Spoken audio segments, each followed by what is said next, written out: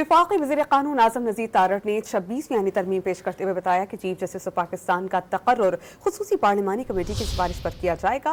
पार्लिमानी committee 3 senior तरीन जजेस में से चीफ जस्टिस का चुनाव करेगी। चीफ जस्टिस की मुद्दत 3 साल और उम्र की बलाई हद 65 बरस होगी। 12 रुकनी खुसूसी पार्लिमानी कमेटी में 8 अरकान कौमी असम्बली, 4 अरकान सेनेट शामिल करने की तजवीज़ है। चीफ जस्टिस पाकिस्तान की तकर्री भी अब सीनियर मोस्ट की बजाय 3 सीनियर मोस्ट के दरमियान होगी और उसको तकर्रर वज़ीर आज़म साहब ने ये इख्तियार छोड़ा।